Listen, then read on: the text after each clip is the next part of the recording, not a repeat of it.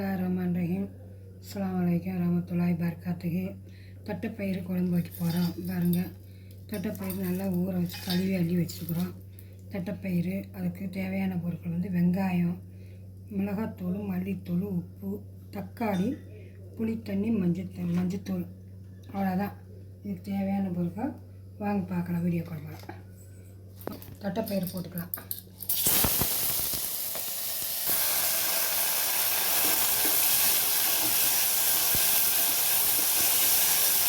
எண்ணெய் ஊற்றி காய வச்சு அப்புறமே தட்டைப்பயிறு போடுறோம்.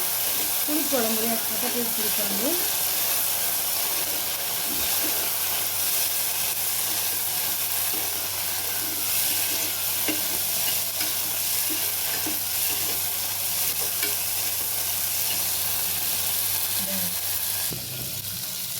மஞ்சத்தூள் போட்டுக்கலாம்.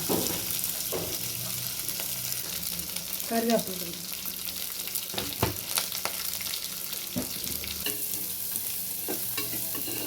அது கூட வெங்காயம் போட்டுக்கலாம். சின்ன வெங்காயம் போட்டால் தான் நல்லா இருக்குது. சின்ன வெங்காயம், தக்காளி, ஒரு தக்காளி, பெரிய தக்காளி,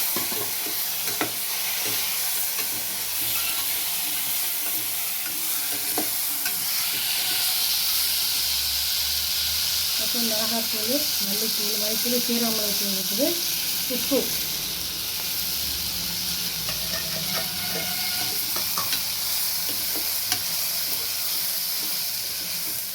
புளித்தண்ணி.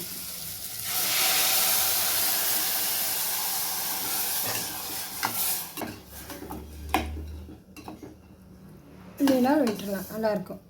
தண்ணி காட்டுறேன் உங்கள்கிட்ட. உப்பு போட்டு எல்லாமே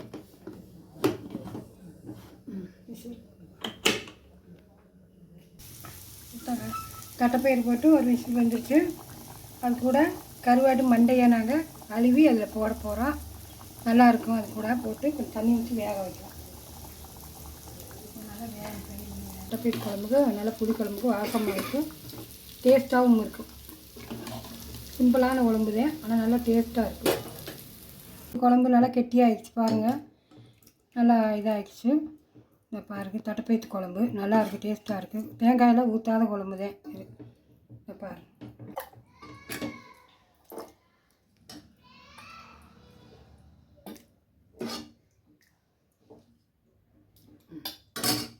குழம்பு வச்சுருக்கோம் பாருங்கள்.